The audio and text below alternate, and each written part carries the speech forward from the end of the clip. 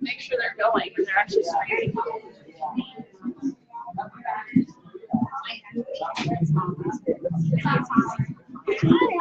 Doing well yourself? Oh, thank you.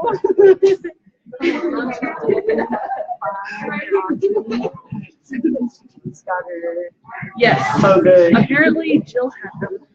Chris was just tracking them down. Yeah, so it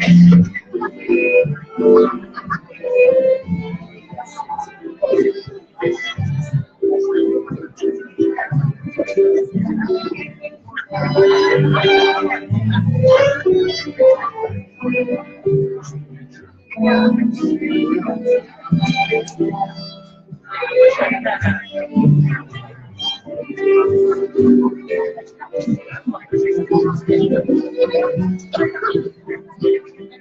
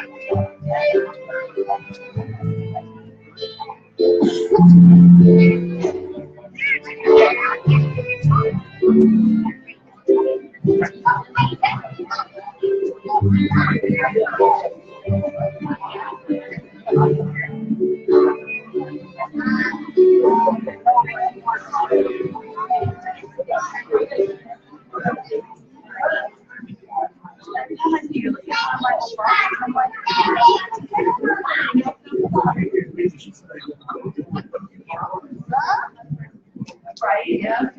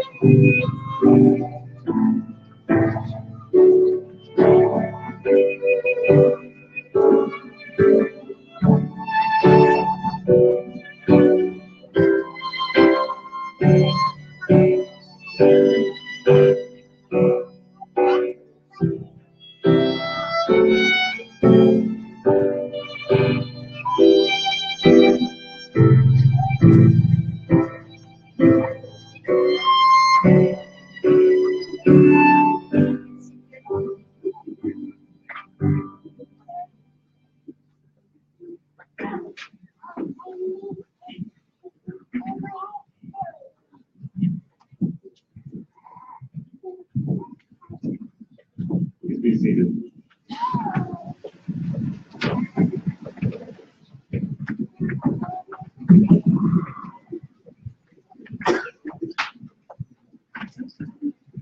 Please you can join us this evening for the 2018 University of Alaska Southeast Sitka Campus Commencement Ceremony. Before we start, I'd like to remind you to silence your cell phones and other devices. Please be aware of our two exits, one in the back of the room, one in the front, in case of an emergency. Restrooms are out this front door and down the hall to your right. For parents with small children who may need to stretch their legs or their lungs, we have set up a dry room across the hall in room 216 where the ceremony is streaming live. Child care is available in the Student Success Center room 222 down the hall that way. This time, please stand for the singing of the national anthem, which is sung by Mrs. Sarah Brewer. If your cap is attached to your hair, you can leave it there.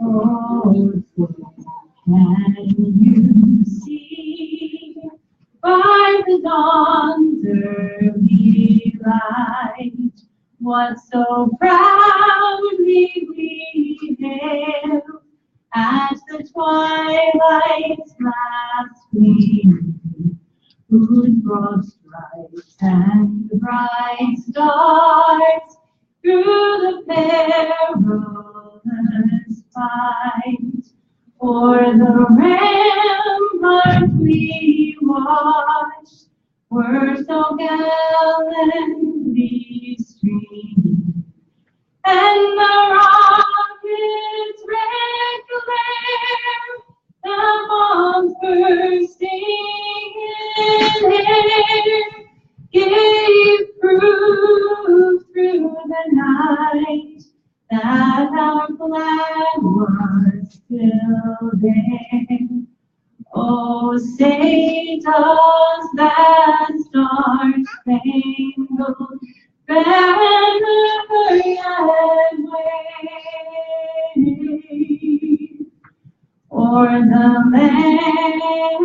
land of the free and the home of the brave.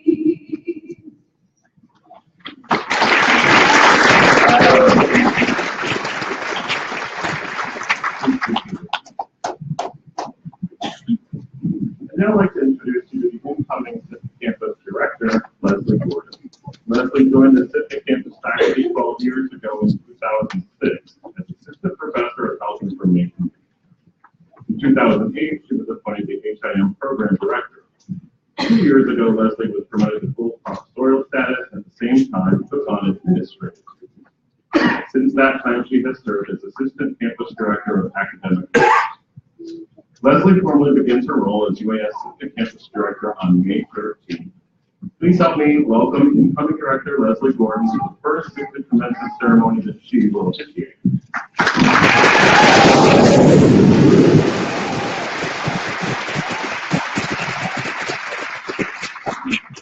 Thank you. I did not expect woohoo, so thank you very much. I'd like to welcome proud parents, grandparents, brothers, sisters, aunts and uncles, cousins, spouses, sons, daughters, friends, did I miss anyone? Of our graduates. Thank you for being here. Welcome to the dedicated faculty, staff, administrator, and regents. And welcome and congratulations, most especially to the University of Alaska Southeast Sitka Campus College Class of 2018. To signal the achievements of their students, American institutions of higher learning conduct a formal ceremony to award the appropriate degrees and convert credentials earned at the conclusion of prescribed study.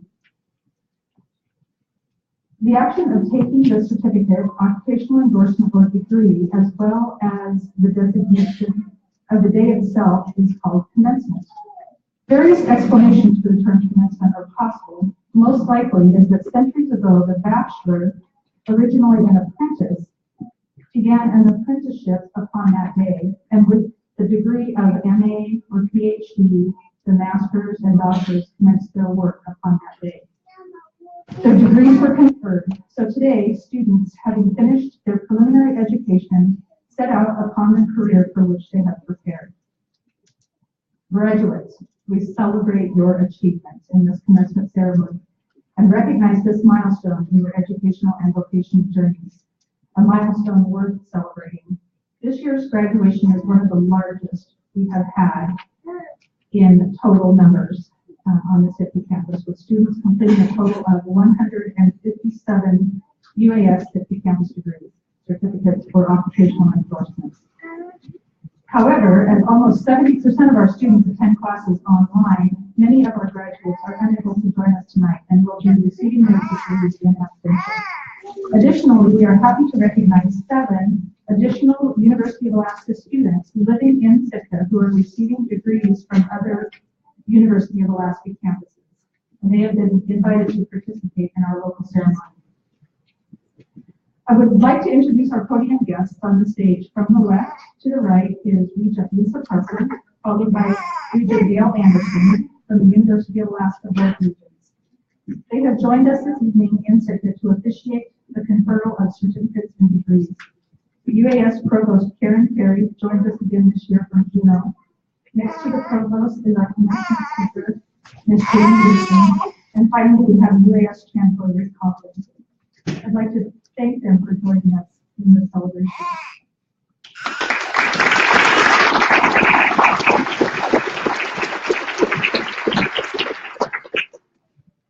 This evening, our graduate names will be read by Mr. Christopher Washko, Student Services Manager. Students were given the option to also have their heritage names read aloud. Robbie Littlefield, our instructor of Alaska's native languages, will present those names. I'd also like to recognize Dr. Jeffrey Loftus of the UAS College of Education, Jim Powell in the UAS Public Administration Program, and Dr. Megan McPhee from the UAF College of Fisheries and Ocean Sciences, who are seated with the faculty. Thank you for traveling to Sitka in order to help us recognize your Sitka-based graduates.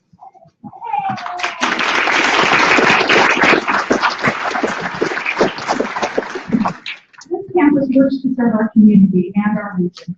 The Sitka Campus Advisory Council helped us do that. I would also like to acknowledge and thank our advisory council members for their service. It is through this council, with members from Sitka and Rainbow, that the campus remains in touch with the needs of Southeast Alaska. We really appreciate their involvement and input, and thank all of the members for our advisory. Give them a round of applause.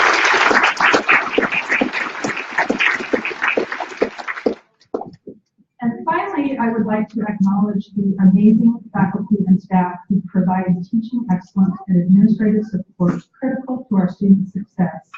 They are the heart of the institution. They work hard to serve our students, whether live or in person, virtually, through Blackboard, email, Google Hangouts, Skype, however we need to get a hold of them, phone, even text.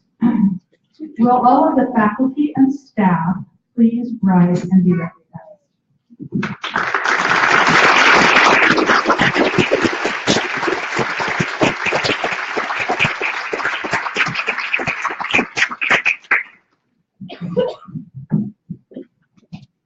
Tonight, people are going to speak of the paths that they have taken through life and the role that education played in those journeys. First is our UAS Chancellor, Rick Caulfield. Dr. Caulfield's extensive university experience began when he served as an instructor in Alaska's Bristol Bay campus, part of the University of Alaska Fairbanks. His career includes teaching, research, and service that led to tenure and promotion to the rank of full professor at UAF. He serves as a department chair, academic program leader, campus director, and dean. He took the position of UAS provost in 2010 and was chosen to serve as chancellor in 2015. Dr. Caulfield earned his PhD through studies in Aboriginal systems whaling in Greenland and the Arctic. He earned his master's degree in education from the University of Alaska Fairbanks, a BA and BS degree from the University of California, Berkeley in political science and natural resources. He speaks both Danish, and I'm not going to try to pronounce, you can tell us what this Greenlandic Inuit language is. Chancellor Caulfield strongly believes in service to his community and serves on boards and committees, such as the Juneau Economic Development Council and Juneau World Affairs Council. I am pleased to introduce Rick Caulfield at this year's commencement.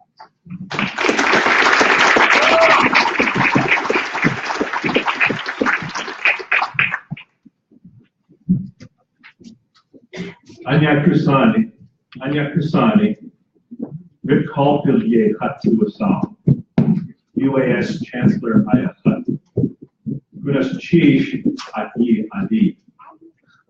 Honorable people, I'm Rick Caulfield, Chancellor of the University of Alaska Southeast. It's good that you're here to help us in this celebration of our graduates. And first and foremost, I congratulate all of the graduates who are here today and those who are listening online. Congratulations to you all. And thank you to the family members who are here to help celebrate the accomplishments of your loved ones. As you heard, I began my remarks with an introduction to the Tlingit language. I want to thank Professors Quinay, Lance Twitchell, and Ishmael Hope and their students in Juneau for their help and their encouragement in my learning that introduction.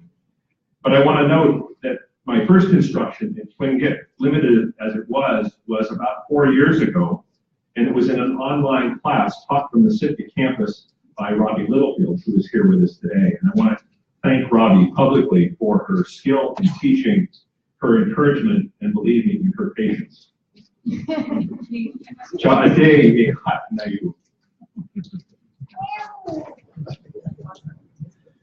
I had my first opportunity to use that introduction just recently at the Alaska Native Studies Conference that took place in Juneau only about 3 weeks ago. We had some 200 guests from all over Alaska, the North Slope, the interior, Western Alaska, the South Central part of the state, the Rail Belt. And it was really an august occasion. We had over 50 academic presentations from Alaska Native faculty and staff. We had a welcome from the elders of the Occoquan, the ancestral home of our campus in Juneau. We had a wonderful gathering of Alaska Native students who are working on or who have already earned their PhDs, and that's a growing number. It's very exciting. And I heard many Alaska Native languages spoken from all across our great state. And it was really a great event to host because we have relatively few opportunities here in Southeast Alaska at our three campuses that make up the University of Alaska Southeast, Juneau, Sitka, and Ketchikan, to host a statewide entity like that, a statewide conference. And I was really heartened because so many participants told me how welcome they felt and how at home they felt. And it was really a wonderful sense of engagement with the community, just like you have here in Sitka. But it was a rare event. We don't have an opportunity very often to share what we have at the University of Alaska Southeast with our friends and colleagues elsewhere in the state. And we don't have often an opportunity to talk about how special our university is and how special the communities that we serve are. And I was reflecting just a little bit about what is it that makes the University of Alaska Southeast education special. Well, first and foremost, it's the amazing quality of our graduates, those of you who are here and those online. And you truly are amazing, and we're so proud of you. At UAS, only about a third of our students live on a campus, especially in Juneau where we have housing, and come right out of high school. More of our students, and that would include many who are here today, are what we refer to as non-traditional students, not between 18 and 24 years of age. A majority are female, about 2/3 are female, and the average age is 29. So when you think about college and people think right out of high school, 18 to 24, that's a part of our student population at the University of Alaska Southeast, but it's actually a minority. Most of our students are students who are raising a family, they're working a job or two, and they have other responsibilities. So those of you who are in that situation, you're not alone. The second reason that I think UAS is special is our mission. If you look at our mission statement, the very first word at the top is student. And student learning is at the heart of what we do. And there are other institutions where research is more prominent, service is more prominent, but I'm very proud of the fact that students and learning are right at the top of our mission statement. And the third point is our vision, which is to be a destination of choice for excellent academic programs and engaging learning opportunities. And that destination might be in a classroom, but it may well be online. And many of our students, as we know, especially here at the Sitka campus, where about 70% of the students are in fact taking classes online, are engaging with the university at a distance. And I can't tell you what an important service that is for Alaska, because there are so many Alaskans who are not going to be able to move to a place where we have a campus, and yet they are craving education and training to improve their lives. And so I'm very proud of the fact that we have that opportunity available. And it's no longer correspondence study like in your grandmother's day. I actually remember getting books in the mail. Remember, some of you will remember that. It's high class. It's very sophisticated, and many of these faculty are involved in just that type of delivery. And I would say the Sitka campus in particular epitomizes the best of that outreach and has for many years. When you think about how we reach out to students wherever they are, whether it's the medical assisting program, law enforcement, health information management, fisheries technology, math and biology, all of these are available both on campus but also at a distance and online. And what's important about that, I think, is our three campuses, Sitka, Juneau, and Ketchikan, work together as one regional university. And that's a decision that was made here in Southeast Alaska long ago, over 30 years ago, and I think it's served our region well. The other thing is we have an opportunity, because we're relatively small, to give special attention to our students as opposed to going to a university in a big city. We're only at UAS about 8 or 10% of most numbers, like our budget or the numbers of graduates that we have compared to our sister universities up north. But because we're small, we never get lost on our campuses. Your advisor and your faculty member know who you are. And students time and again tell me how special that is. And as an example, I'm really pleased to hear Leslie has told me about the Sitka Start program this year with 13 students building a cohort right here in Sitka and helping each other succeed. And I'm told they're not only taking classes together, but also participating in other extracurricular activities outside of the classroom. And that's a welcome presence here on this campus every day. Some might think we're remote because, of course, all three of our campuses are in communities you can't drive to, but you'd be wrong. And that's because University of Alaska Southeast for years has pioneered quality online learning and reaching out to students all over the state.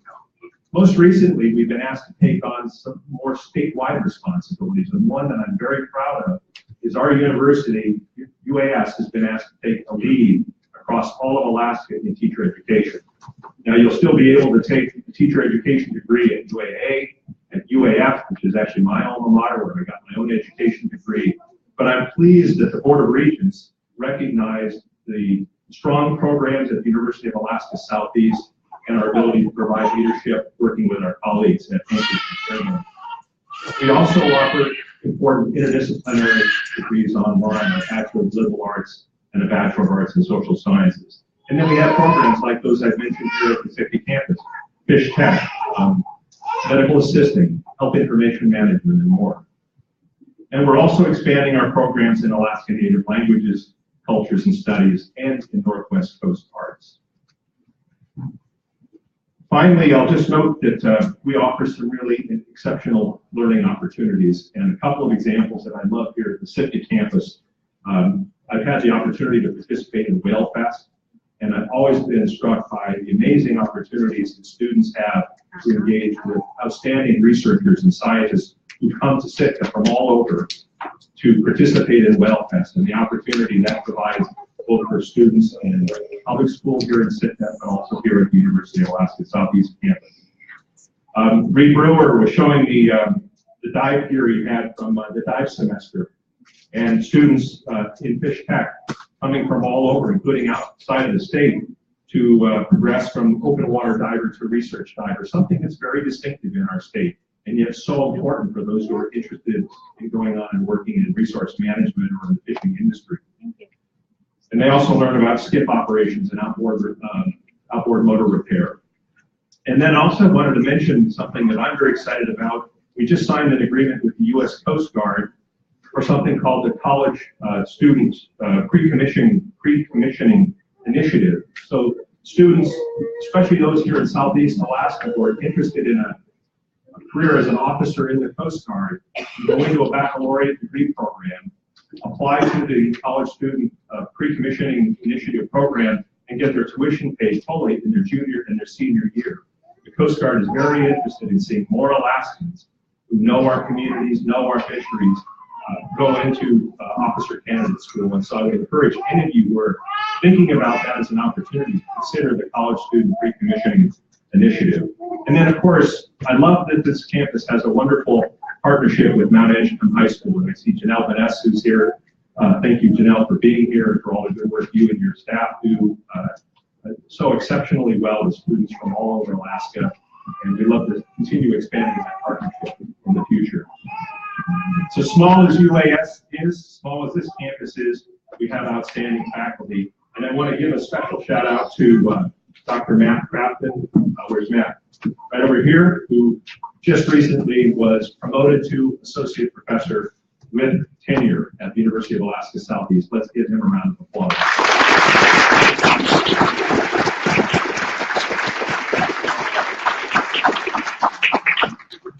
And then, of course, we also have some exceptionally hardworking administrative leaders, including, I want to say, Jill Hansen, who served just tremendously as our interim director over the past year.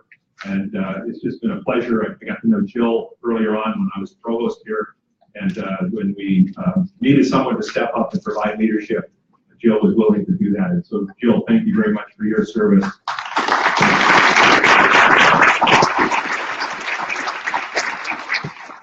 And then finally, of course, to Professor Leslie Gordon, who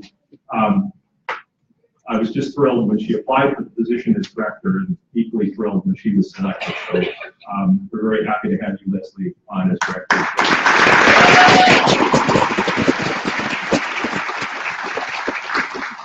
So just to wrap up, UAS And this campus, Juneau, Sitka, Jeannine, we may be small, but we offer exceptional opportunities for students.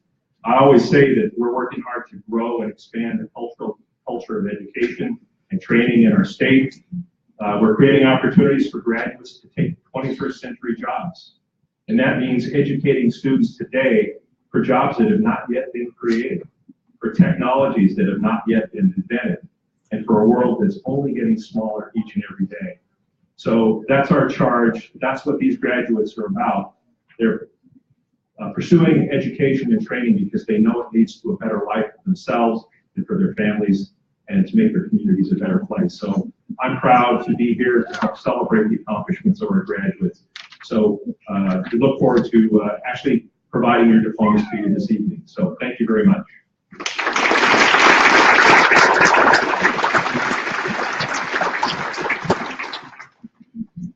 And with that, it's a distinct privilege and honor to introduce our commencement speaker, Westcoast artist Jeannine Gibbons.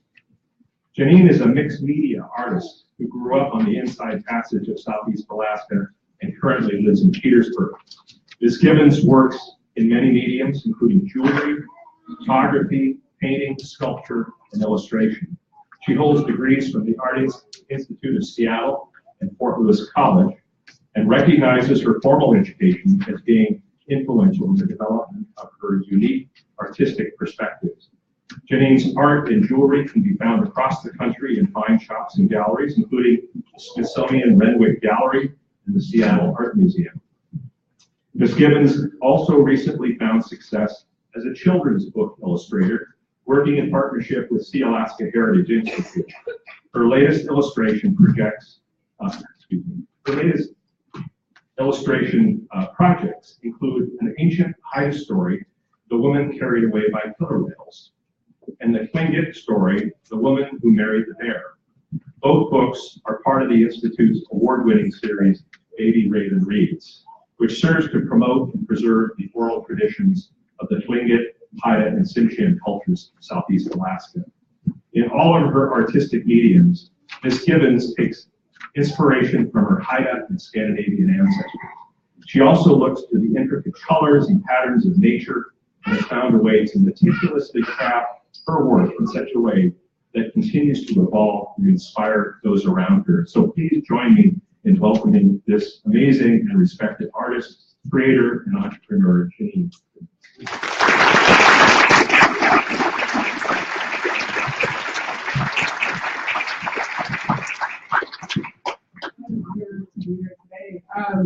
I'm going to start by singing for you all. My very first time ever in my life.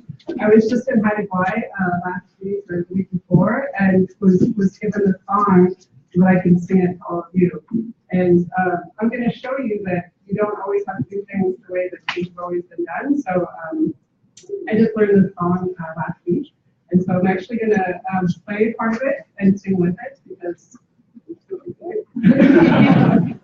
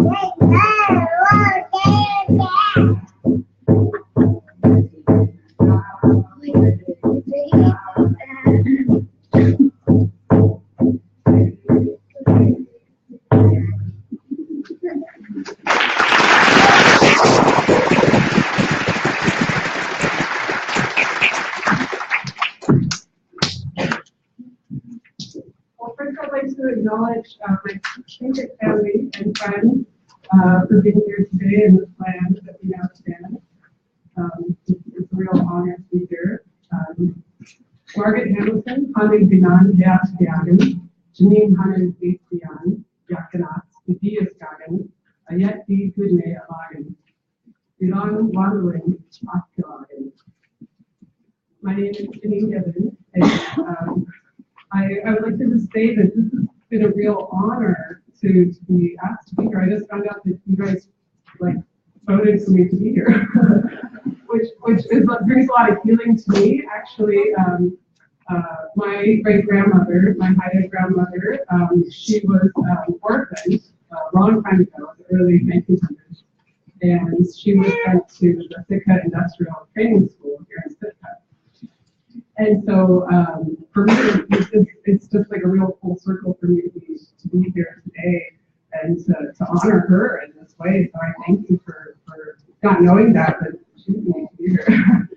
And she was the first Haida school teacher in Heidelberg, which is pretty amazing. I found, there was about 600 Haida people left by the early 1900s. And so for her to be able to come and go to school here and to be orphaned and to go out and to graduate from college and come back and teach her people, our people, and on Prince of Wales, and to inspire to people, through these hardships. And she still persevered and did her thing. And she gave birth to my grandmother, who was the first Haida bush pilot. I think one of the first female pilots in Alaska, actually. So it was really amazing as well that we come from this long line of strong women here in Alaska and other places. So my journey has not been a straight line at all. There was only me, my brother, and my mother when I grew up in Petersburg, Alaska. And I'm also, I don't know if you know much about Petersburg, but there's a lot of Norwegians there. And I didn't forget people, and all my friends would forget. And I'm a Haida, and I'm a student. So it was always like, who do I belong to here, And so part of my journey was not a straight line at all, because I did not feel like I ever belonged to anybody, really. And so when I was in Alaska, an actual teenager, when I was 17 years old, my brother had signed me up, and I was like, I'm so embarrassed when I was there. But I didn't really have direction in my life at the time either. So I've always been like I am. I like to do a million different things, and I just could never focus. And so I went to this pageant up in Anchorage or in Kenai, and I had no idea what I was doing. They said, bring your progress. So, okay. So that year I had black clothes. I was wearing black clothes and bolero jacket that my mother had made for me. And everyone there had these huge dresses on because they'd all really been doing this thing for real, And here I was I did not look like anybody here. I'm totally not prepared. I was really proud of the yearbooks. I was a yearbook editor in high school. So I was well, I'm here. Here's the yearbooks, and so people really enjoyed that. So I just was well, I'm not going to win anyway. So obviously, I don't know what I'm doing, but I'm just going to show who I am and what I'm proud of, and that was my yearbooks. And then I won. I was oh my gosh, So when I went home, everybody's you what? What? You didn't tell us. I was and. Fortunately, my brother did that for me because it provided me a college scholarship, which I didn't have before, and I went to the Art Institute of Seattle. But I was an exchange student in the meantime, right after I graduated from high school. So I went abroad and I lived in Germany, and then I came back, and my mom didn't want me to study art. She wanted me to drive heavy duty equipment. She wanted me to drive backhoe, for real. And my dad drives backhoe. He built roads for logging roads, and everywhere I was actually a logging camp when my mom went in later with me. Yeah, she wanted me to drive heavy duty equipment, which was great. I could have done that too. But she didn't want me to be an artist at the time, which is, I was actually now in hindsight great advice because it is hard being an artist. It is a lot of work. I would have been waiting to grad back. And so I ended up getting a degree in management and travel and tourism from the Art Institute. Yeah. And but that was in 1995, right? So that was when the internet just started. And so my degree became completely obsolete right when I graduated. And so I would work on cruise ships and yachts, and because I always wanted to see what more of Southeast Alaska was about. You know, I just grew up in Petersburg, and so I remember I'd been working retail, and I saw these little William Spear pins in Glacier Bay. I was like, where is this Glacier Bay at? I've never been there. I came from where I'm Petersburg. I thought someday I'm going to go to Glacier Bay. So I worked on the cruise boats as a deckhand, of which they hired me as a deckhand thinking that I knew something about knots, which I did not. Yeah. They said, well, are you from Petersburg? Do you know what you're doing? I'm like, no. Like, well, you better learn because we're docking the ship here like shortly, so, you know, learn your bowling, you know. So I did, you know, and then I had enough sea time to get my 100-ton license, and I was trained in marine firefighting as well. And then I went back to college and decided to get a real job. So I was like bartending on the side, and I got my associate's degree from Lane Community College in Eugene, Oregon. And during that time, I studied biology, and I really wanted to become a biology teacher or to go into biology, but I'm really full of chemistry. I'm going to admit that. I passed with like 0.1%. So that was not my calling. But I learned a lot about whales and all the things that I wanted to learn about. And I also studied religion. I spent a lot of time. I really was always really concerned about religion and learning other people's ways and beliefs and why they believed the things that they did. And then what did I do? Then I went on to go back to school also in Fort Lewis College in Durango, Colorado, where for me that was really life-changing because when I grew up in Petersburg, we didn't talk about our native heritage at all, like not at all. And so for me to go into the Southwest, it was a requirement to learn about all the other different indigenous tribes in North America, which was really eye-opening for me to understand that. And so when I came back, I just started also asking questions like, who am I? Where do I come from? You know, all of these things. Why don't I know these answers? And so at some point I was going to school, I went back to school again, and I, in my late 20s, and was almost ready to graduate with a degree in elementary education. A lot of lines here, right? So like elementary education, but I would have seizures really through that. And so a semester before graduating, I left school because I was having 3 seizures a day. And I became an artist because I needed to make a living. And so for 10 years, I was an artist and made a living as an artist just because for the most part, it was the way that I could make a living. And so I took a 10-year break and had 2 kids. I was on the Borough Assembly in Ketchikan, Alaska, because I said, why not? You know, I can do that too. Why not? And so it was me and a whole bunch of guys, older men, and me on the Borough Assembly. And you know, you can do anything. I can do anything if you really want to do it. And that was the point that why they elected me, was because I had my own voice, I had a unique perspective, and it was different than everybody else. And for me, that was always a struggle because I always felt like a total weirdo because I am a lot different than most people, but that's totally the best part of being you, is being you. And it's like taken me about 40 years to be okay with being different. And so I went back to college to finally graduate after I had 2 children. My daughter was born, my son was 3, and I was going to go back to school to become a naturopathic doctor. So that's what I wanted to do at that time. But my daughter was screaming all the time. I could not concentrate. I was like, I really want to heal people. I want to help people. This is the way I thought that I could do it. And so I went back to Fort Lewis, and when I was there, I finished in art because that's what I do. And what's really funny is that now that I'm 40, and now that I've had all these different degrees and all these things, every single one of those degrees I've used. As random as they all have been, I've used every single part of my education. When I went to the Art Institute of Seattle, I learned how to get a job. It was a technical school. And so I learned how to have a resume, which is so important. Your resume is huge. And so at that time when I was 19, when I had graduated, I had already had a portfolio, I had a resume, I knew how to go out and start my own business, because really what they're pushing for was getting a job, And so I always had that background. And when I had just was kind of taking a break from my life, I was a jewelry designer for 17 years. I was like, I am so ready to take a break.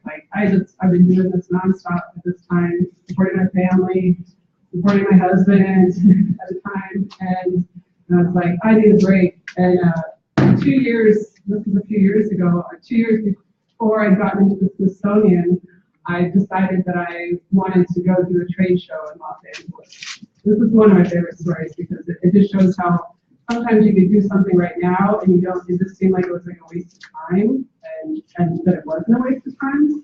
But I met some woman at this LA gift show, and they were representing zoos and big museums around the country. And I thought, oh yeah, sure, I can make something for you with my enamel jewelry that I did. And I had giraffes, zebras, whatever you want, I could do that. But I didn't hear from her for 2 years. And one day I got a message, and she's like, oh, would you like to design something for us? I said, oh, sure. So they represent 50 different locations. So I said, oh, sure, whatever. I'd love to, And then she got back to me, and I'm like, who's this for, by the way? She's like, oh, it's going to the Smithsonian Gallery store in Washington, D.C., right next to the White House. And I was like, wow. This hadn't even really been on my radar of things that I was going to be shooting for, but thank you for putting me in the top, and without even knowing.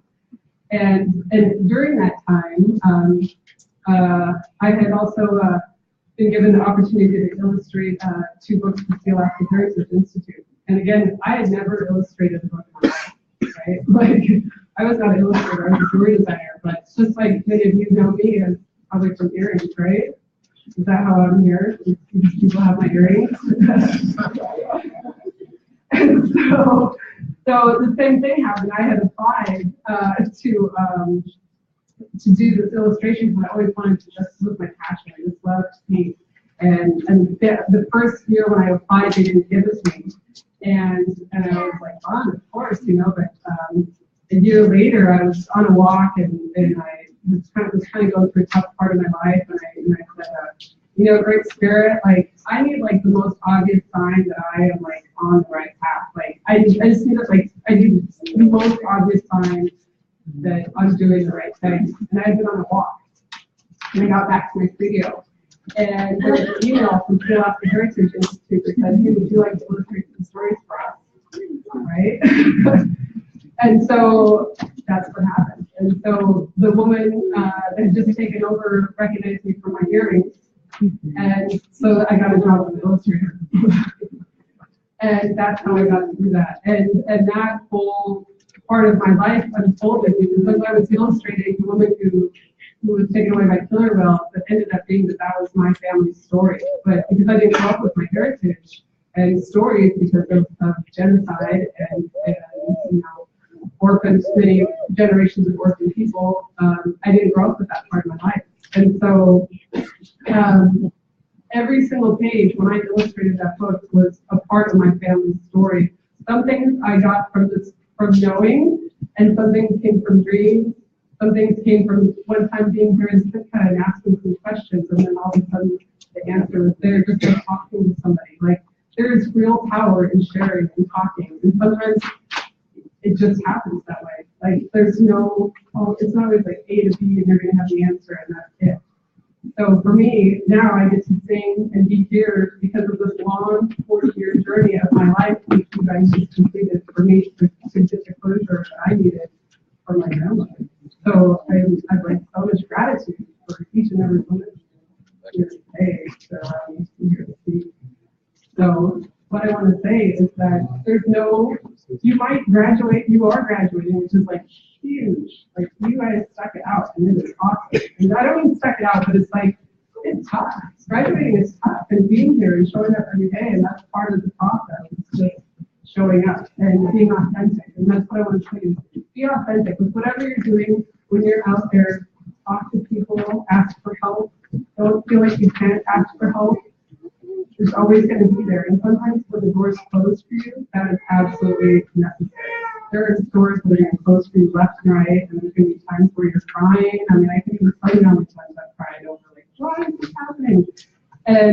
But I needed that time too. Crying was necessary. The doors that were closing were necessary. The doors that opened couldn't happen too. And every single part of the journey was part of that. And so when you're out there and you're fixated and doors closed for you, go, oh, this is a real opportunity for me to learn something more. What is being shown to me here by this door closing? Because there's going to be a ton of doors that open too, and it's going to be like, after each door, there's going to be another door.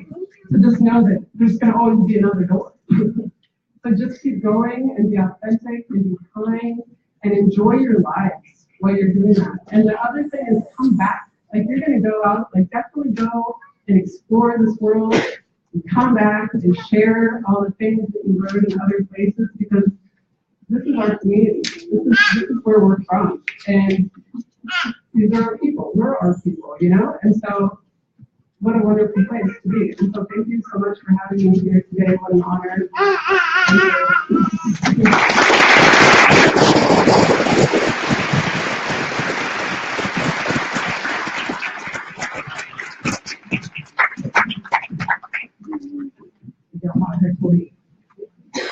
Thank you so much. That was beautiful. We'd like to present you with this. How often, I mean, that was incredible and inspirational. Thank you. Sorry, let's go.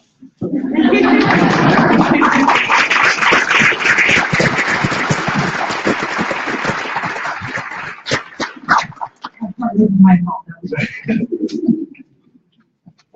Thank you. That was beautiful. Each year, a student and faculty member are invited to share their reflections as the academic year just ended. Tonight, we will hear from Assistant Professor of Medical Assisting Jeannine Samuel with her faculty reflection, and she will be followed by graduate Ellen Chenoweth presenting the student.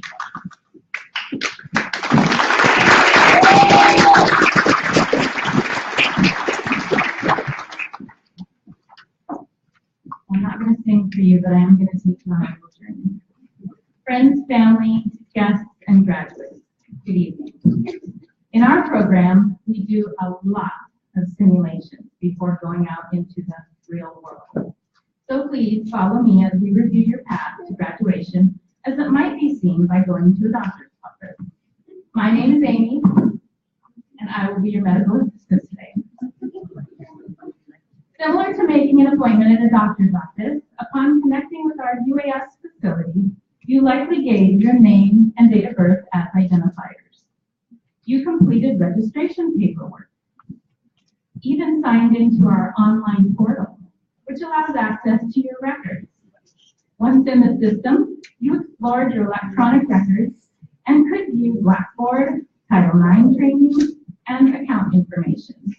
At the start of your visit, you checked in with your instructors, either virtually or in person, and provided additional information as requested. Now, in the medical field, we use to document patient care, we use the SOAP system. The SOAP note is subjective, objective, assessment, and plan. So let's continue your visit today by looking at what that visit might look like. Subjective, also known as the chief complaint. This is the patient's reason for the visit, and it can include symptoms the patient has had or is currently experiencing. During your visit here, you may have experienced some of these symptoms, such as excitability, nausea, anxiety, headaches, pain in the buttocks, moments of weakness and confusion, memory loss, or exhaustion. You may or may not have had a family history of experiencing these conditions, and some may have lasted longer than others. Depending on who you have seen in our practice, these complaints could also be stated as writer's block, having periodic doubts about chemistry, experiencing math problems, having fish tech breath, or feeling artsy-fartsy. All right, next is objectives. This documentation is what is observed or measured throughout your visit. During your time here, we have analyzed your vital signs and tested your reflexes. We explored Maslow's hierarchy of needs and Erickson's stages of development. You've demonstrated safety and emergency procedures and maintained equipment. You've taken deep breaths and we listened. Voluntary and involuntary muscles were checked, noting mild tenderness. And though we may have questioned your hearing at times, your vision is clear and 20/20 both eyes. You were found to be alert and oriented ×3, no knowledge deficits. Sleep was mostly regular QHS every night, with some occasional emotional hemorrhaging. You are competent in displaying tactful and sensitive communication. And since you're sitting here today, your test results were mostly positive, and in this case, that's okay. Assessment.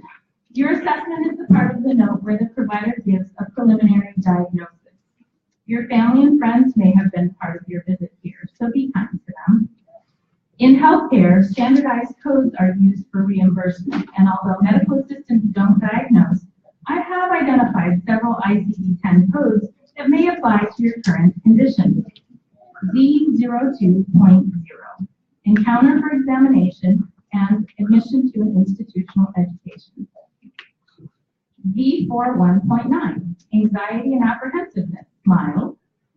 R45.0, nervousness, mild. G93.6, cerebral edema, or swelling of your brain. And have identified Y92.218, school, as the place of occurrence for the external cause. And C71.89, educational counseling, has been provided. And finally, now your plan. So what happens now? Your prognosis is good. This condition is acute, not chronic. So today you'll get a booster shot in the arm to help with your cognitive anticoagulation. We've confirmed you have blood in chest.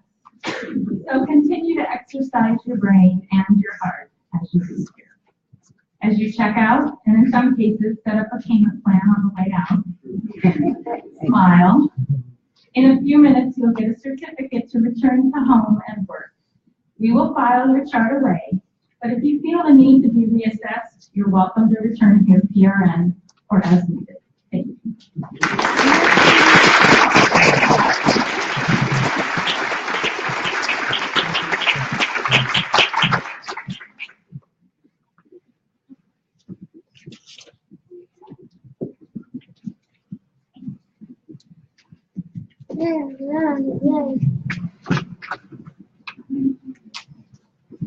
Thank you for this opportunity to reflect on my very long educational journey.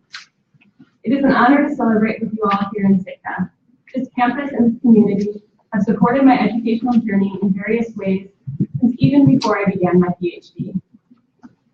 When I talk to elementary students about science and try to explain what a PhD is, I usually tell them that I'm in 23rd grade. It's a lot of grades. I'm literally out of grades. When I was 28 years old, I took charge of a scrappy little research expedition stationed at a hatchery on the other side of Fairmount Island. This was the main research cruise to collect data I could analyze for my PhD. We were trying to understand why humpback whales feed on juvenile salmon at release sites, whether their feeding was affecting how many adult salmon are available to fishermen, and how those effects could be minimized. I was incredibly anxious. For 28 days, I would be in charge of my crew, piles of research equipment on loan, and our research objectives. My intern cheerfully put my fears of inadequacy into words. On her first day on the job, she said, "I've never been on a research trip without any adults before." My biggest concern was about a robot that was supposed to map the density of fish in the water column. I nicknamed him Little Buddy. This was my attempt to see him more as a lovable, enthusiastic research assistant and less like the clown car for gremlins that he turned out to be. I was not told how much the robot was worth, only that the batteries alone cost 20 grand and that they would sink straight to the bottom. A few days later, I had to make a gut-wrenching call to the researcher who loaned Little Buddy to me and explain that I had failed. In an overly cautious attempt to make sure that the robot wasn't filling up with water, we had dropped it about 4 feet onto concrete. And of course, it had landed on its sensitive instruments. Instead of reacting with anger or understandable disappointment, he simply asked whether it was still working and if I would be able to get the data that I needed. That matter-of-fact kindness was the last thing I had expected to hear. Later that day, my intern skipped out to the center of Chatham Strait where she could get cell phone service. As I tinkered with the stranded equipment on the dock, she relayed instructions from that researcher 4 time zones away to me using our marine radio. Little Buddy did eventually whir back to life. In that moment, that scientist was my hero. And that moment was one of dozens during the course of my PhD process where a kind and talented person salvaged a bad situation or opened up an opportunity, making my work possible, and ultimately helping me to create new knowledge about how some of the largest animals on Earth make their living. In my experience, the people who I admire the most and who have made the biggest difference in my life are people who are both kind and skilled in some way. In this field, I've worked with many people of genuine kindness and staggering ability. I have also, of course, worked with people of great ability who were less kind. People who meant well but were not particularly helpful. And of course, that dreaded fourth quadrant. But I hope that for you, as community interactions tended to be transient, while moments with people who are patient and generous have shaped my life. All the graduates here are more useful and more powerful for having undertaken a course of study. Maybe some of you are like me and have a tendency to look at a skill or a base of knowledge, admire it in other people, and diminish it as soon as you yourself master it.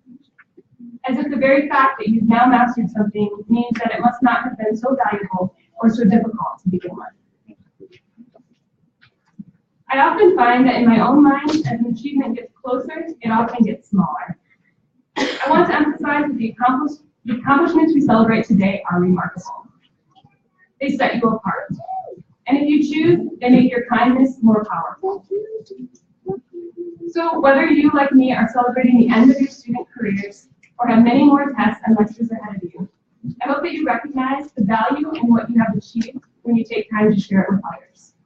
And on this Star Wars Day, as you move on to pursue new goals, may the Force be with you.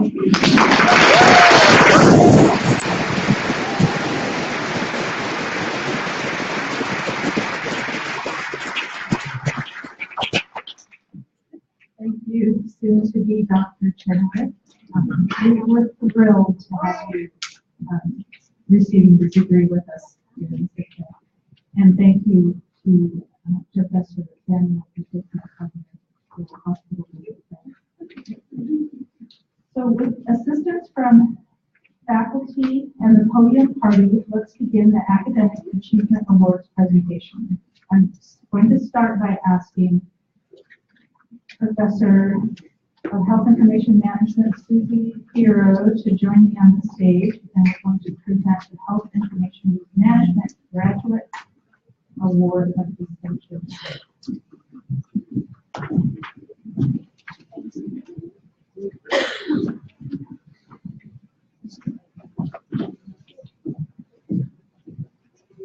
We have the privilege to recognize a student of Health Information Management as the 2018 HIM Graduate of Distinction.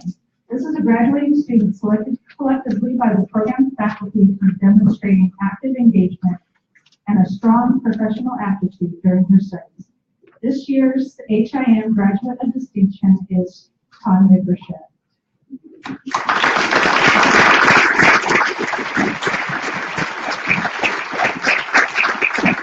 You also have to stand up here and, I don't know what they're doing.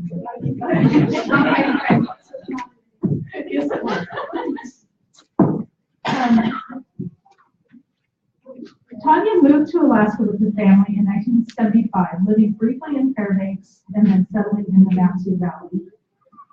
She says that she left Alaska for a few years, found her husband, drove him back up here, and he is here with her today. Rich, yay! He joined us, her also here from Wasilla. During her work in the HIM program, she always remained steadfast and determined. Tanya was always willing to step in and help her fellow students when they were in need. She was a pleasure to have in every single class. Tanya and her husband run a nonprofit called HELP, helping escaped and lost pets find their humans. The HIM faculty and Sitka campus advisors are happy to make a contribution to their nonprofit. Congratulations, Tanya, on everything you do.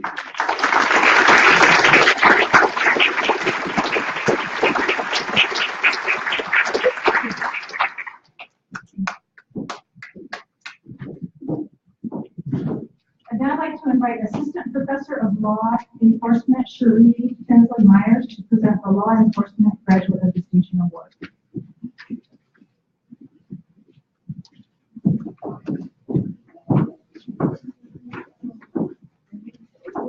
Good evening and congratulations to all of you here tonight.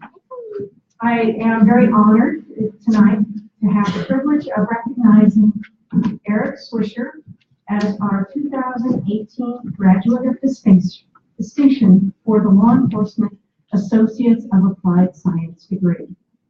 Regrettably, Eric was not able to join us tonight, but he was hopeful that he would be able to see the live stream of the ceremony. So, Eric, if you're there, hello, congratulations. We're very, very happy that you'll be receiving this award tonight. And I don't know where the camera is, but I'll show it. Eric is like so many of our University of Alaska students in that he completed his studies remotely via distance learning while holding down a full-time job and taking care of his family.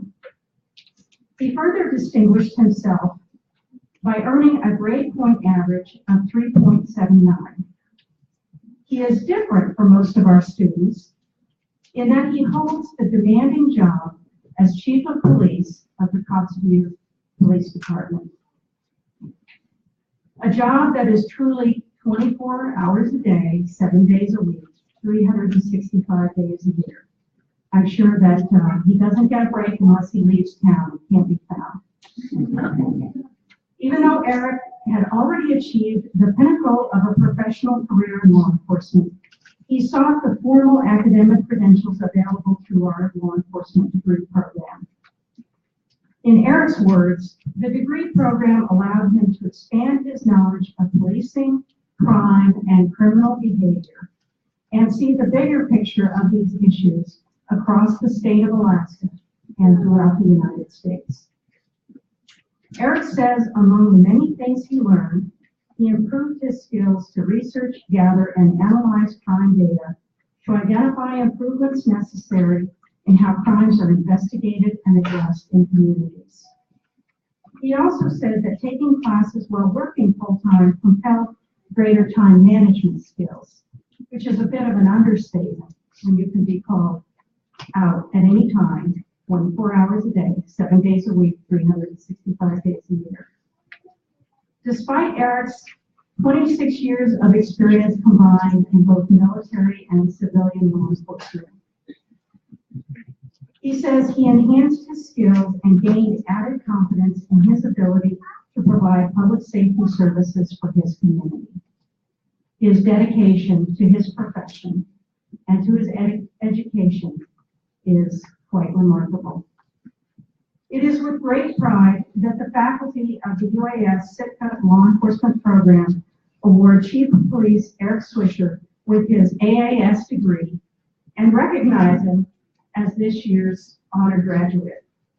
Our hearty congratulations to Eric for your accomplishments and enthusiasm for lifelong learning. Be safe out there.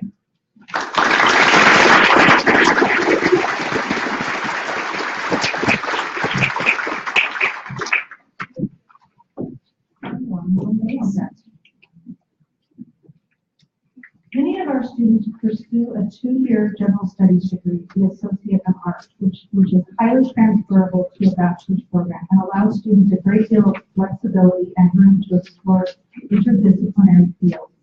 Several of our faculty instruct courses that fulfill general education requirements and credits for an AA or an AAS.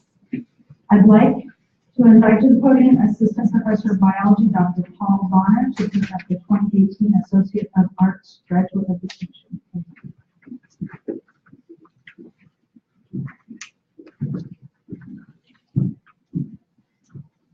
Good evening, everyone, and congratulations, everyone. I would like to recognize this evening Lori Sitka. She's associate degree in arts, and I'd like to recognize how she was very special in her persuasion of her study, how she can be recognized with her perseverance and hard work, and she was a role model. We all agreed, the faculty of arts, the science, math, that she was very special and very distinctive in her persuasion, even with all the balancing her family responsibilities together with her full-time job, and also with all the demands of our courses and faculty. She managed to keep going, and she was keeping her balance with cheerfulness. She was very authentic. Unfortunately, she couldn't be here tonight because some terrible accident happened to her son. That Saturday was in the news, and he was airlifted to Seattle. So, besides my congratulations to her, I would like to just lift up the prayer in our hearts for her son recovery. So, Dori Sitka, if she's watching it now online or through the camera, congratulations, Dori. Keep up the good work, and we are so proud of you. Thank you.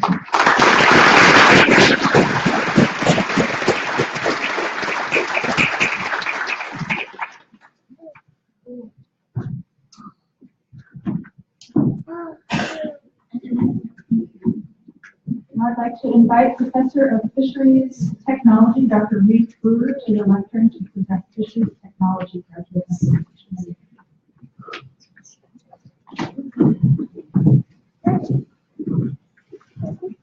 Good evening and welcome, soon-to-be graduates, families, and distinguished guests. My name is Reed Brewer. I'm the director of the Fisheries Technology Program, and you'll have to forgive me. This is my first speech in one of these squishy hats, so I'm off somewhere in the hat. The Fisheries Technology Graduate Distinction is a graduating student selected by the program faculty for demonstrating a high-level engagement in courses, labs, and practicums, as well as academic achievement as an evident passion for the field of fisheries technology and marine science. This year's Fisheries Technology Graduate Distinction is the youngest of 11 siblings and grew up on a farm in Idaho, which is right down the river. Like many Fish Tech students, this year's graduate distinction grew up with a big appetite for being outdoors.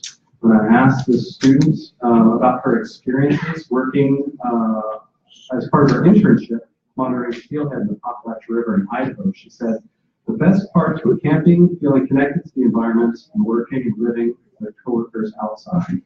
The hardest parts were camping every day, being connected with the environment, and consistently living and working with coworkers outside." This student's been a positive force in all of her courses, an exemplary student, and a joy to be around. This year's Fisheries Technology Graduate Distinction is Angela Carter.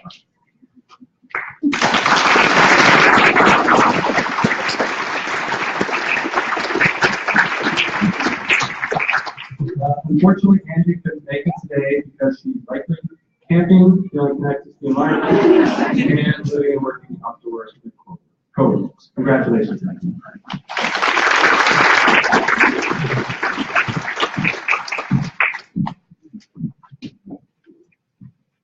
Graduates, we are now at the point of the program where we can begin to celebrate your accomplishments and to confer those credentials and degrees that you have worked so hard to obtain.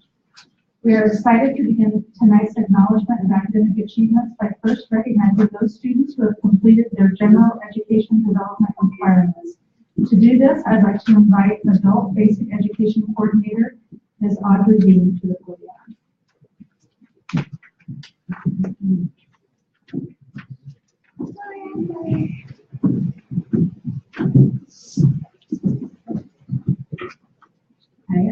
I am honored to begin tonight's acknowledgement of academic achievements by first recognizing those students who have completed their general education development requirements.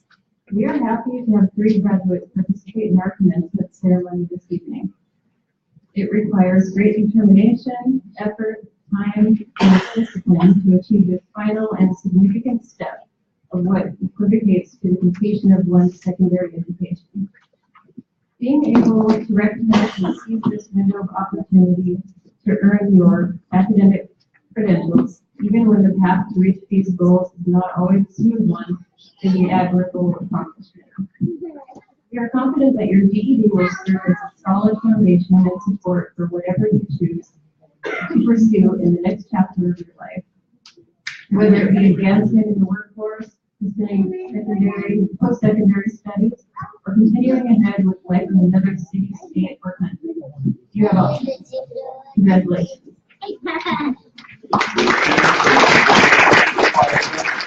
Education Development Diploma, please stand up and approach the stage to be recognized as your names are read.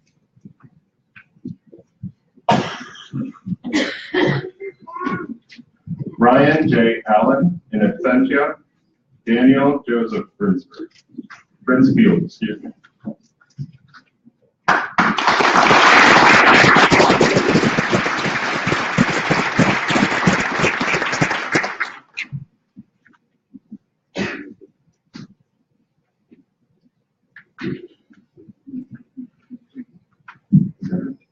Austin Wayne Cranford.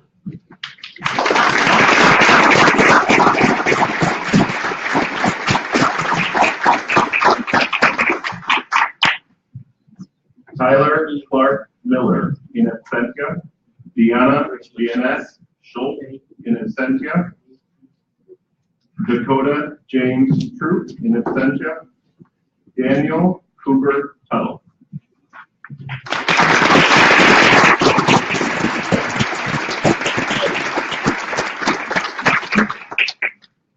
Michael Earl Vandal, in absentia. Jesse Helen Warren, in absentia. Jessica Pearl Bidmark, in absentia.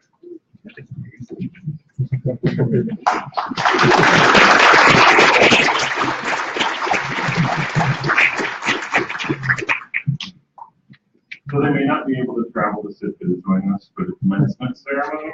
We know that many of our graduates are celebrating their successes in places such as Anchorage, Fairbanks, Randall, Kotzebue, Seward, Palmer, and so many other Alaskan communities, big and small, that are served by the University of Distance Education.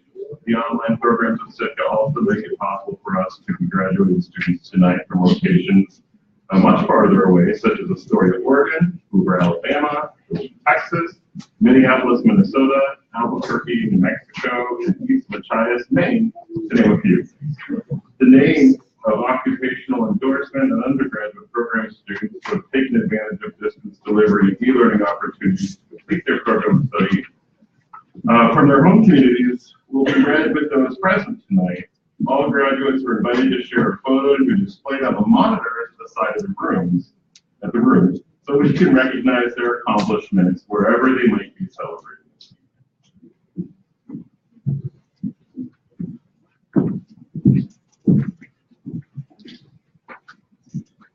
There are a number of individuals who have started their post-secondary education by earning an occupational endorsement.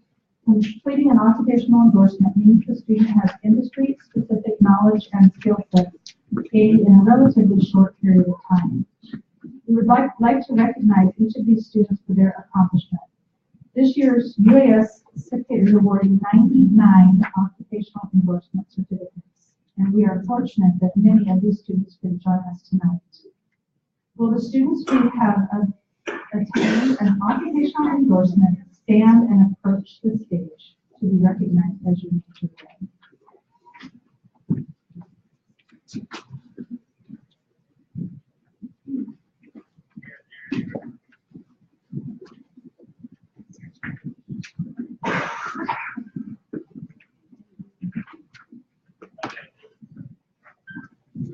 Brandon Dean Arnold. Now, correct. On Sitka. Occupational endorsement, welding.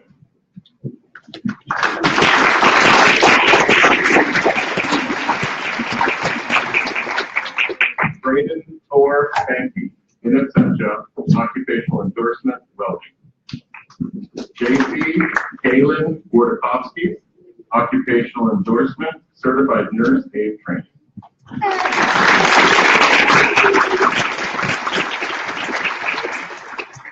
Brianna Lynn Clark, occupational endorsement, nurse, certified nurse aide training.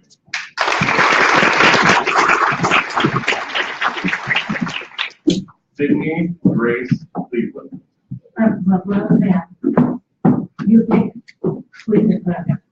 occupational endorsement, certified nurse aide training. Aaron Thomas Cook, in absentia, occupational endorsement, Alaska Salmon Enhancement, occupational endorsement, fisheries management. Fatima M. Corteza, in absentia, occupational endorsement, certified nurse aide training. Jessica Shea Creasy, occupational endorsement, certified nurse aide training. Whitney Lee Crittenden, in absentia, occupational endorsement, Alaska Salmon Enhancement. Darren Lee Deaton, From Fairbanks. occupational endorsement, construction technology.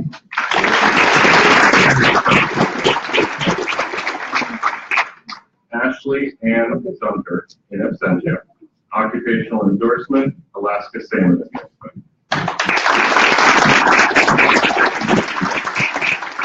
Garrett B. Eliason, occupational endorsement, welding.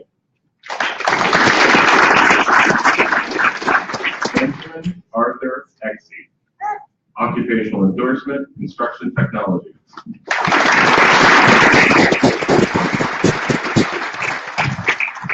Narissa Alzada Hernandez, occupational endorsement, certified nurse aide training.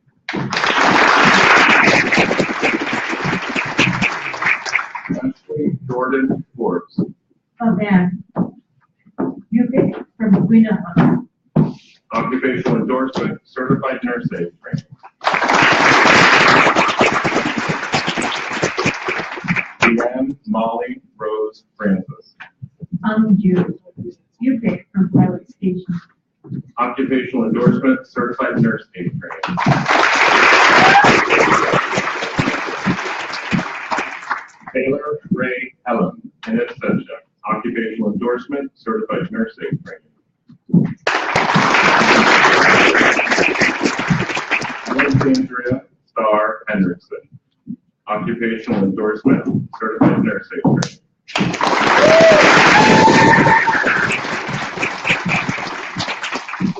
Ethan Jack Leyland, UK of Abias. occupational endorsement, construction technologies. Rebecca Eileen Jenkins, occupational endorsement, certified nursing training. Wapsley Joseph Jordy, Wonka, UK, from St. Mary's. Occupational endorsement, welding.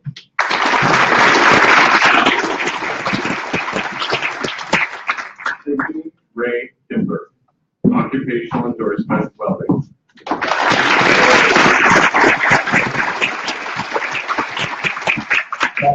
W. Cleveland, in absentia, occupational endorsement, welding.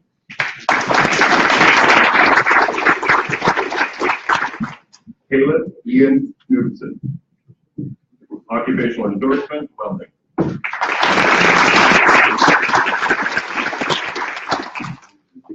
Paul John Larson, How you from?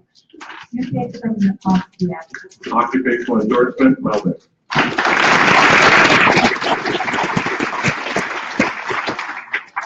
Isaiah Way or Now, hold up. You take from that one. occupational endorsement, welding. Valerie Jackson Jr. Yay, she may be taken from the law.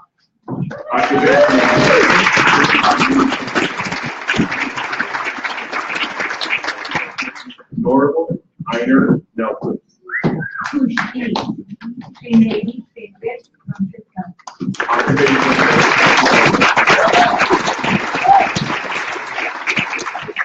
Sean Lee Osborne. Occupational endorsement, welding.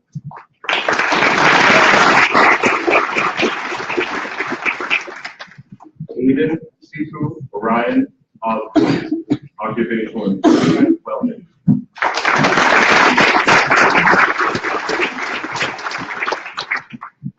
Ariana J.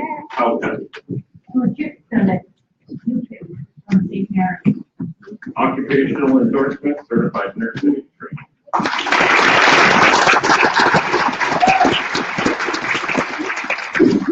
Laurel Virginia Houghton. On Boulevard.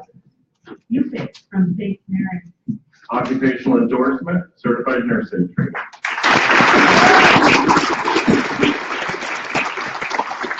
Samuel D. Pointer Jr., in absentia, occupational endorsement, certified nursing training. Cameron Camille Ramirez Hanson, in absentia, occupational endorsement, construction technology.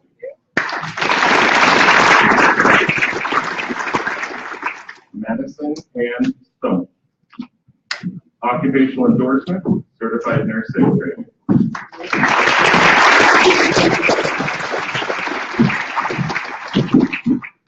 Chance Leroy Groom, occupational endorsement, welding.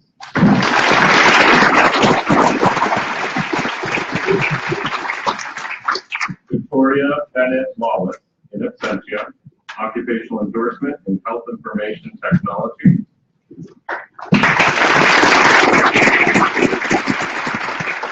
Lacey Marie Wolf, in absentia, occupational endorsement and certified nursing training.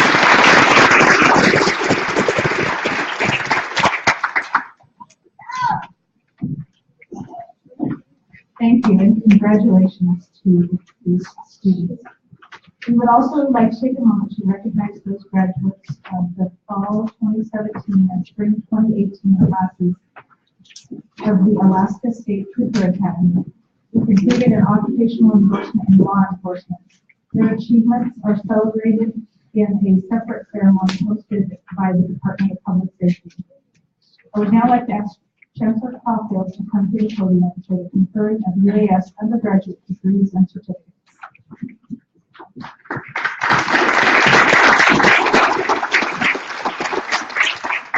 The UAS Sitka campus delivers its educational programs not only with local and regional leadership, but also under the ultimate authority of the University of Alaska Board of Regents. Regent Dale Anderson and Regent Lisa Parker have traveled here to Sitka tonight to assist in officiating this commencement ceremony and the conferral of the degrees, and we're very grateful for your making that journey. We're honoring the accomplishments of our students, and for the conferring of the undergraduate degrees and certificates, I'd like to ask Regent Anderson to join me in the lecture. and will be candidates for University of Alaska undergraduate degrees and certificates. Please stand.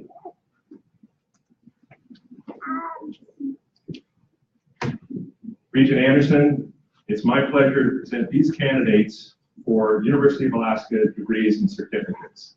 The registrar has certified that they have fulfilled all the academic requirements, and the faculty of the University of Alaska Southeast recommend that these candidates receive their awards. Tonight's ceremony honors the achievements of 48 undergraduate program graduates who are receiving a total of 56 degrees and certificates.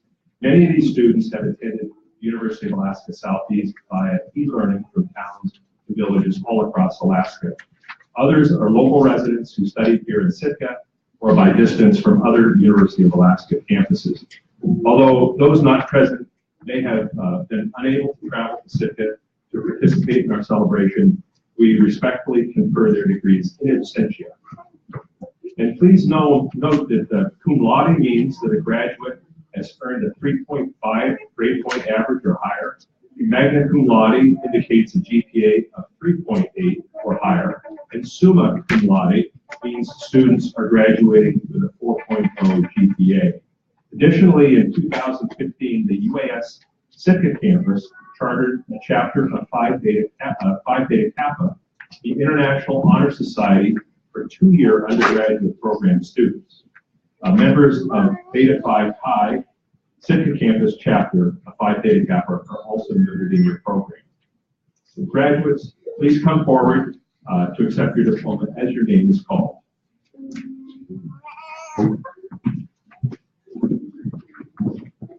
Jeannine and Tamara, in absentia, Associate of Applied Science and Health Information Management, Certificate, Health Information Management Coding Specialist, Certificate, Healthcare Privacy and Security, Occupational Endorsement, Health Information Technology.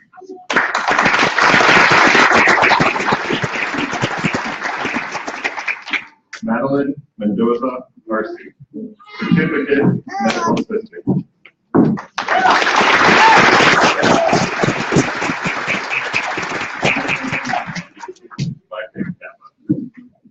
Marcos Nick Arguello, in absentia, Certificate, Health Information Management Coding Specialist, Certificate, Healthcare Privacy and Security. Cassandra Marie Asquith, in absentia, Certificate, Health Information Management Coding Specialist.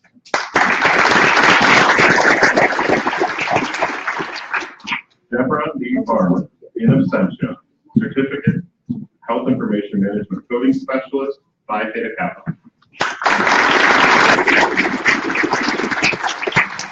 Michelle Elaine Eunice, in absentia, Certificate, Health Information Management Coding Specialist, Certificate, Healthcare Privacy and Security, Occupational Endorsement, Health Information Technology.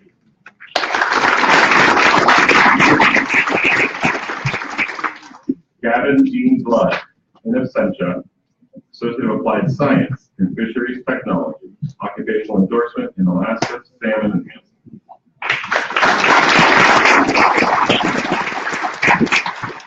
Tamarack Tomaduski Roetta, in absentia, Certificate, Medical Assistant.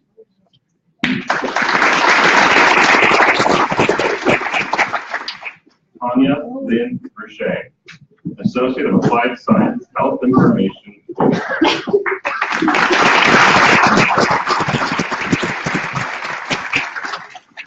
Bill G. Burke, in absentia, Associate of Applied Science, Fisheries Technology.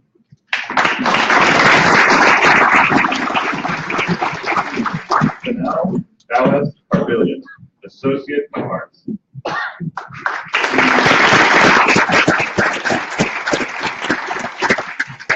Angela Marie Carhart, in absentia, Associate of Applied Science, Fisheries Technology, Occupational Endorsement, Alaska Salmon Enhancement, Occupational Endorsement, Fisheries Management, Phi Theta Kappa.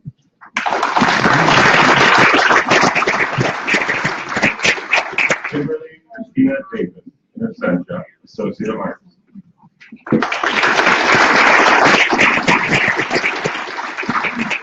Sarah Michelle Dean, in absentia, Associate of Applied Science and Health Information Management, Phi Theta Kappa. Katie D. Denman, in absentia, Certificate, Health Information Management Coding Specialist.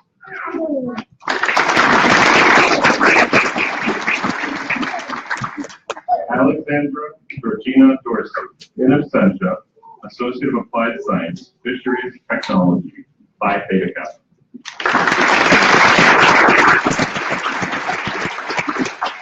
Malia D. M. Diakona, Certificate, Medical Assistant.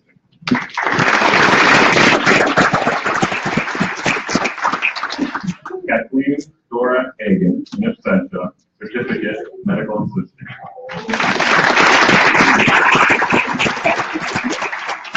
Christine Dorothea Hanson, Certificate, Medical Assistant.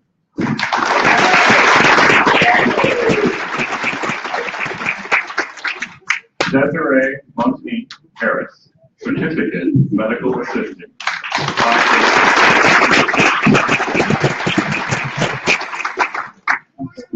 Rujane L. Gaber, in absentia, Certificate, Medical Assistant.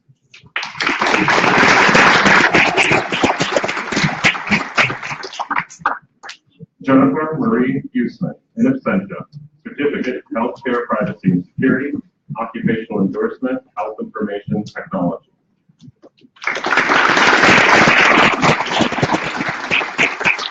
Taylor J. Kite, Certificate, Pre-Nursing Qualifications.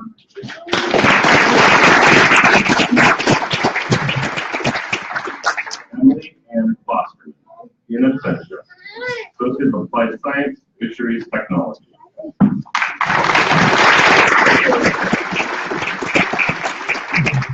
I will say that there's quite a few folks who are not present at the moment, so I'll read through. If I say in absentia, I'm going to let you. We'll hold our applause to the end, and then we'll do one so good applause for all of them.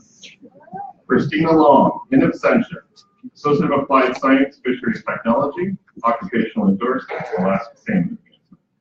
Christina L. London, in absentia, Associate of Applied Science, Fisheries Technology. Mary Rose McCosta, in absentia, Certification in Medical Assistant. Robin Myra McLennan, in absentia, Certificate, Medical Assistant, Phi Theta Kappa. Chloe Marissa Miller, in absentia, Associate of Applied Science, Fisheries Technology. Carissa Aileen Moses, in absentia, Certificate, Medical Assistant. Sarah Lynn Patterson, in absentia, Associate of Applied Science and Health Information Management, cum laude, Phi Theta Kappa. Tasha Marie Terry, in absentia, Certificate, Medical Assistant. Kyla Francine Phillips. That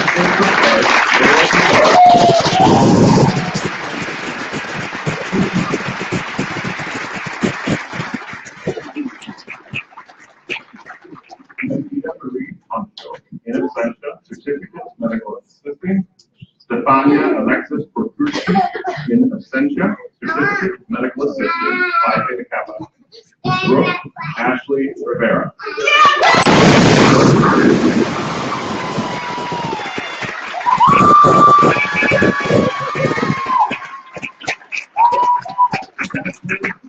Administration, cum laude. Sorry, Abby Ward. She's in the house because she works here, so I would occupy us as Associate of Arts, Occupational Endorsement, Financial Institutions.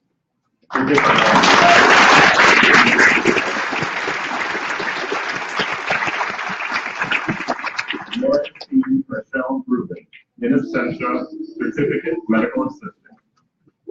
Sidon Kehora Santos, in absentia, Certificate, Medical Assistant. Lori Ann Circa, in absentia, Associate of Arts, cum laude, Phi Theta Kappa. Julie N. Sinclair, in absentia, Certificate, Health Information Management Coding Specialist. Dawn M. Smith, in absentia, Certificate, Medical Assistant.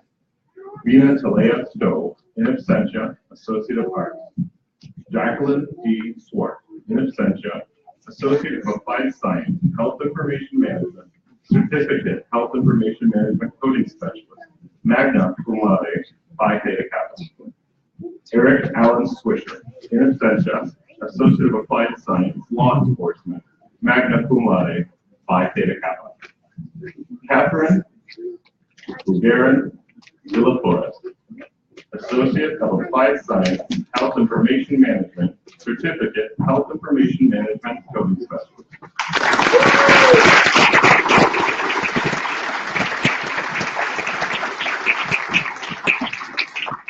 Roxanne Geneva Yancey, in absentia, Associate of Applied Science, Health Information Management, Certificate, Health Information Management Coding Specialist, Certificate, Healthcare Privacy and Security, Occupational Endorsement, Health Information Technology, magna cum laude, Phi Theta Kappa. Jason R. Yelvington, in absentia, AA.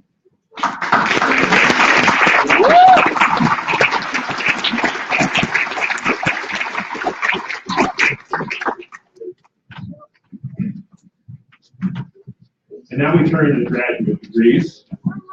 The decision to continue one's education beyond the baccalaureate level signifies a commitment to becoming highly prepared and specialized in one's field of study.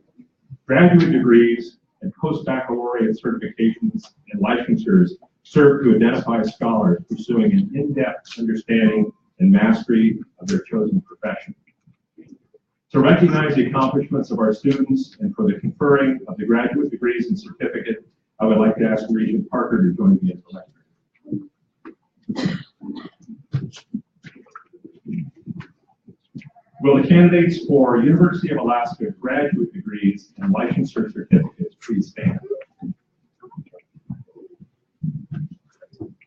Regent Parker, it's my pleasure to present these candidates for the University of Alaska degrees and certificates at the graduate level. The registrar is certified that they have fulfilled all academic requirements, and the faculty of the University of Alaska Southeast recommend that these candidates receive their award. Derived from medieval origins, academic regalia has been worn by scholars since the 11th century, when the rise of universities began in Europe. Learned clerks robed themselves in gowns, caps, and hoods, and thus marking a difference between gown and gown. The hooding, as we will do, of a graduate student represents their entry into academia as master scholars. Our visiting faculty will assist in the ceremonial motion as each candidate for a graduate degree is presented. Dr. Jeffrey Loftus and Dr. Jim Powell, please join me on the podium.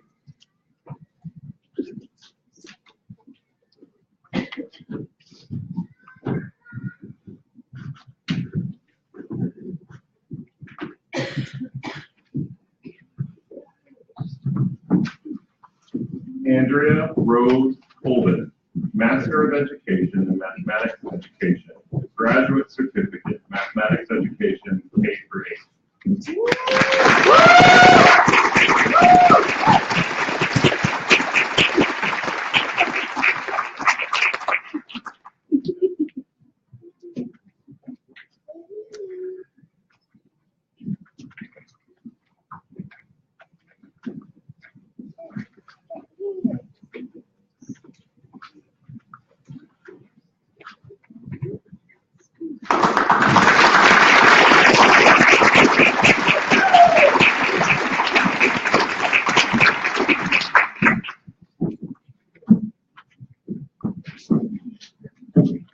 Willow Michelle Hedrick, Masters of Public Administration, Natural Resource Policy.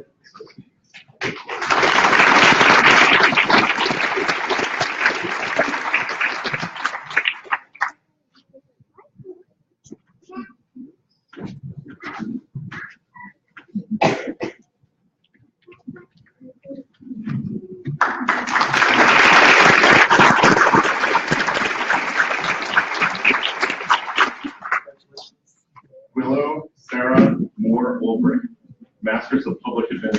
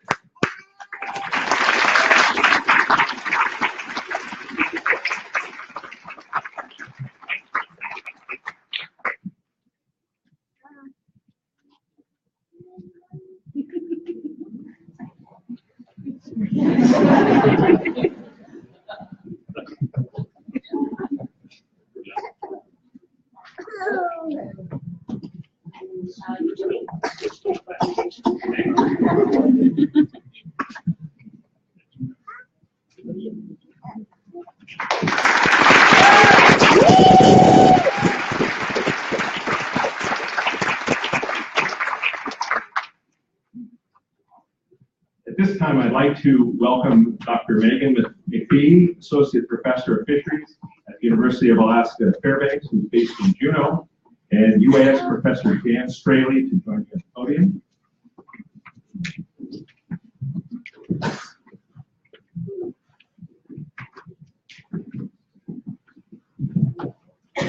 Dr. McPhee, will you present, please, Ellen Chenoweth? Ellen Maren Chenoweth, Doctor of Philosophy, Fisheries.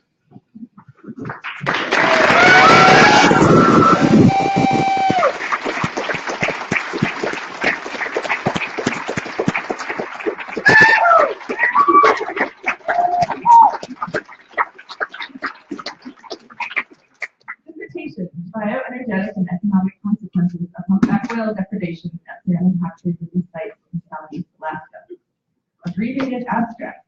In the last decade, some humpback whales in southeast Alaska began feeding on juvenile salmon reared and released into the ocean by hatcheries. When whales were common at hatcheries, fewer of those salmon survived, matured, and were caught by fishermen. Juvenile salmon are typically less densely aggregated than krill or herring, but require less energy for whales to hatch. Ellen's major advisors were Dr. Megan McPhee and Dr. Shannon Heskett. Please recognize Dr. Ellen Chenoweth.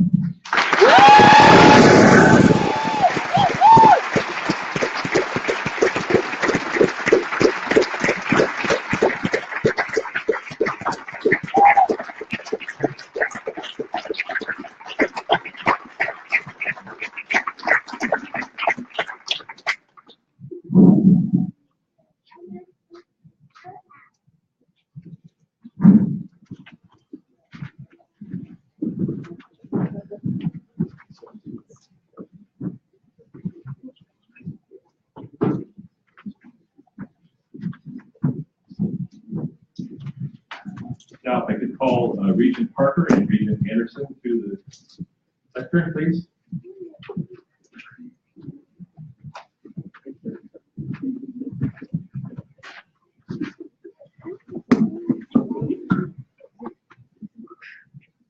Congratulations, graduates.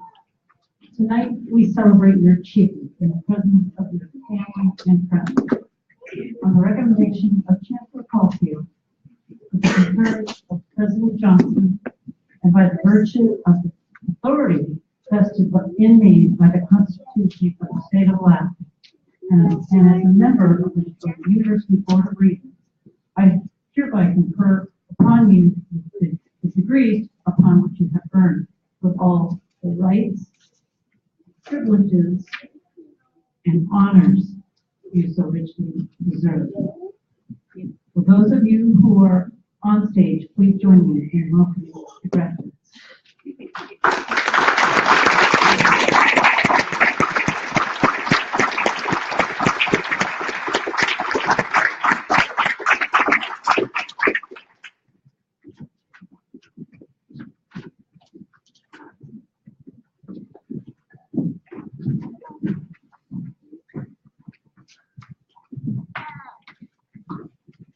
We are also fortunate this evening to be joined by Provost Karen Carey, who began her post as UAS Provost in 2016.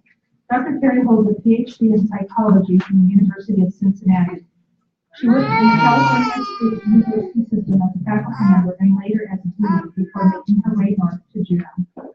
Each year, an individual faculty member in UAS is recognized for their excellent contributions to university life. This year, across all of the 3 UAS campuses, there were 5 different awards to recognize excellence in teaching, research, service, advising, for an adjunct faculty. And we're so very pleased to tell you that this year, one of the 5 recipients is a faculty member here on the Sitka campus. Provost Carey, will you please present the award?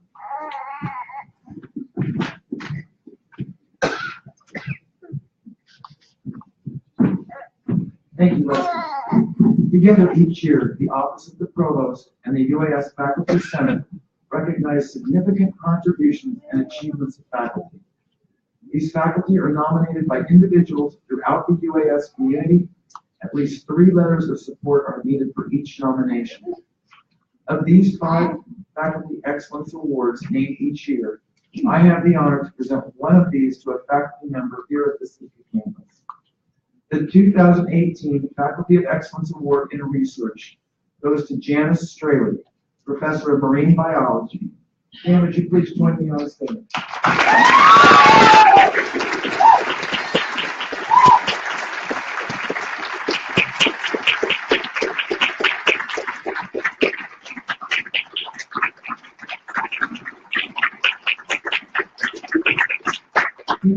Research is focused on humpback whale predation at hatcheries, as well as sperm whale depredation on longmont. She and her team continually monitor the population of southeast humpbacks. Jan is a champion for science education. She partners with the Sitka Sound Science Center to coordinate programs such as Scientists in Schools, the Scientist in Resident Fellowship at the Science Center, and Sitka Whale Fest. Jan also mentors undergraduate UAS Sitka science researchers through the BLAST program, who are hosted in what the Sitka campus affectionately calls the Whale Lab. Congratulations, Jan.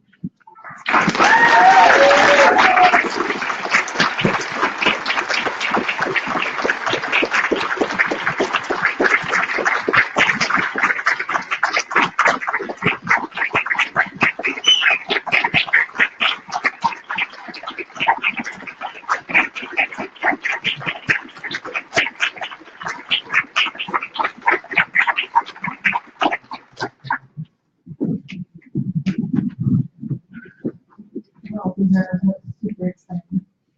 So graduates, we are so proud of what you have accomplished. So now's the really fun part. So everybody's graduate.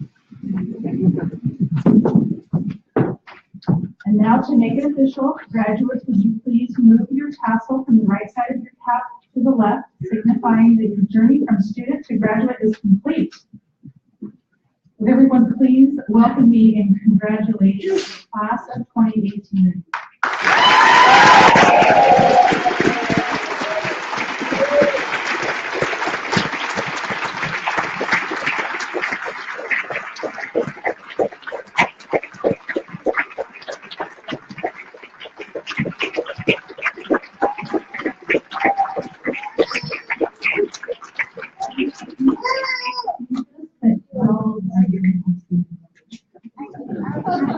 So thank you. Before I begin my closing remarks, I would like to invite Chancellor Foster.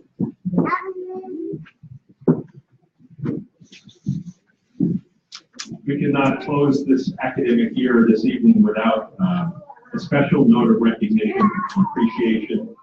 And I would like to call Jill Henson forward, please.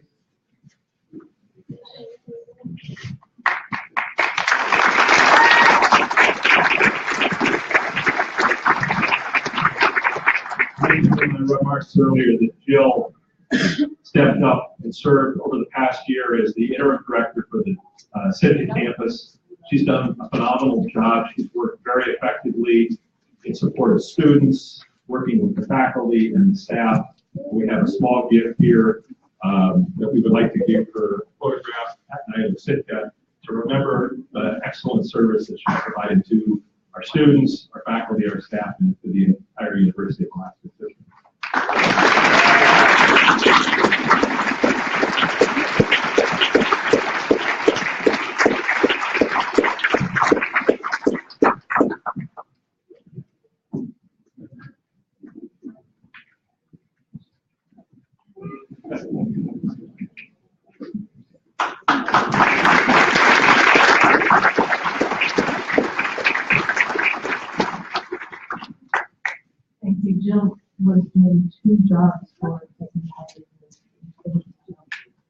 going on a much needed vacation on this campus.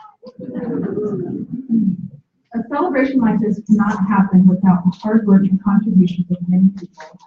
Again, thanks to the stage party for traveling here to make this evening a special occasion. And a special thank you to Jeannine Gibson for sharing her thoughts and her story and her song with the graduating class. Thank you, Regent Anderson and Regent Parker, for your attendance on behalf of the Board of Regents. Let's also thank Josh Haushen and Keanu Davis for their music, which they will resume in the atrium as we begin our reception, and Sarah Brewer for her beautiful solo recital of the national anthem. Unseen to most of us was a long, hard work for the commencement work group, especially Ms. Jenna Turner and Emmy Rose. Are they here? Can you stand? I would like Jenna. Yeah.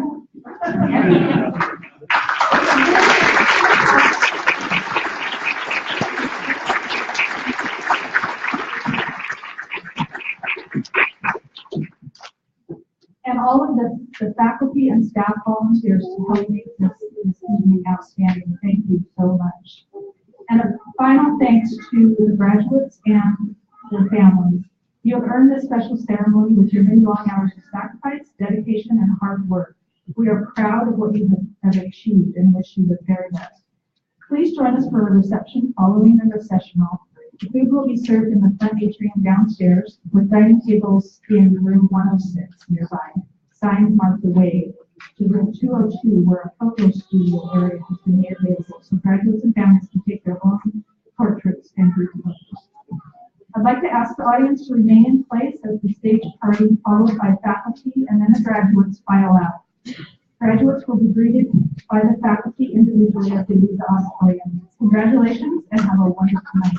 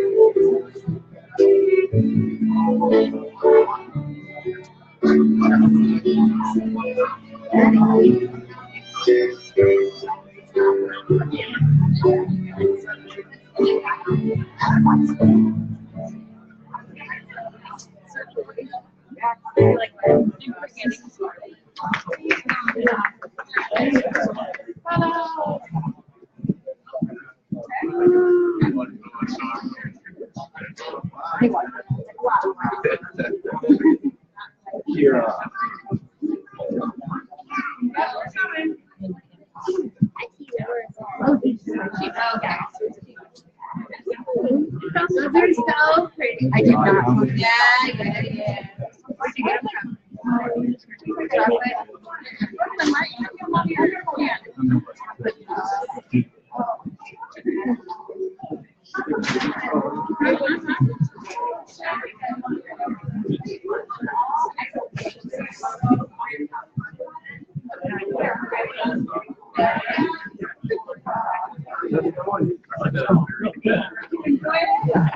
from?